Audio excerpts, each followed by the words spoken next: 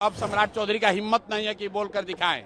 अगर है हिम्मत तो बोलकर दिखाइए कि जाति को देखकर गोली मारिए। ये बांकीपुर के चुनाव परिणाम का असर है। भाई ये बिहार में लोकतंत्र जिंदा हो रहा है और लोगों को देखने समझने की जरूरत है कि एक बांकीपुर की हार ने सिर्फ भरत तिवारी के परिवार के साथ न्याय की शुरुआत नहीं कराई है। इनकाउंटर की बात ही बंद हो गई। जाति देखकर गोली मारो, गमछा देखकर मारो, हाफ इनकाउंटर करो, फुल इनकाउंटर करो। अब सम्राट चौधरी का हिम्मत नहीं है कि बोलकर दिखाएं। अगर है हिम्मत तो बोलकर दिखाइए कि जाति को देखकर गोली मारिए। ये बांकीपुर के चुनाव परिणाम का असर है।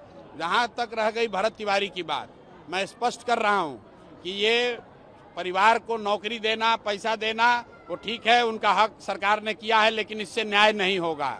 न्याय का मतलब ये है कि जिन लोगों ने गोली चलाई और जिन लोगों ने गोली चलाने का ऑर्डर दिया उन पर कार्रवाई होनी चाहिए, उन पर सजा होनी चाहिए। किसी के बच्चे की मौत की कीमत एक सरकारी नौकरी और चंद रुपए नहीं है। चंद रुपए आप देते हैं कॉम्पनसेशन के तौर पर, नौकरी देते हैं, वो ठीक है, लेकिन वो न्याय नहीं है। जिन लोगों ने गोली चलाई है उन पर कार्रवाई होनी चाहिए। और उससे भी बढ़कर गृह विभाग में रिपीट कर रहा हूं, गृह विभाग और एसटीएफ के गृह मंत्री ने जिन लोगों ने भी गोली चलाने का आदेश दिया है उन सब पर कार्रवाई होनी चाहिए, उनकी भूमिका की जांच होनी चाहिए। और भरत तिवारी को ही क्यों ये दिया जा रहा है? भरत तिवारी के साथ जिन अन्य बच्चों का भी इनकाउंटर किया गया है उन पर भी सरकार को यही पॉलिसी अपनानी चाहिए। उनके भी परिवार के बच्चों, उनके भी परिवार के लोगों को, बंटी यादव के भी परिवार के लोगों को नौकरी दीजिए, उनको भी कॉम्पनसेशन दीजिए। एक परिवार के बच्चे को अगर आप दे रहे हैं तो ये सिर्फ राजनीति हो रही है। अगर इंसाफ सरकार को करना था, सरकार ने वह एक जुडिशियल कमीशन बनाया हुआ है, कमीशन को रिपोर्ट देने दीजिए और उसमें गृह मंत्रालय की भूमिका, पुलिस के आला अधिकारी किन्होंने गोली चलाने का आदेश दिया, इस पर उनको जांच करके बताना है। और अगर वो नहीं होगा तो परिवार भले चुप हो जाए, हम लोग चुप होने वाले नहीं हैं। हम लोग ये लड़ाई लड़ेंगे ही लड़ेंगे, चाहे वो नीट की छात्रा का रेप का मामला हो, भरत तिवारी का मामला हो, नालंदा में 2 बच्चों, पासवान समाज के बच्चों की हत्या का मामला हो, अभी दिनारा में एक जो मर्डर हुआ है। मेरे भाई, ये कॉम्पनसेशन देकर, रुपया देकर, नौकरी का लालच देकर आप समाज को के मुंह को चुप नहीं कर सकते हैं। समाज बेहतरी चाहता है, विकास चाहता है, सुरक्षा चाहता है।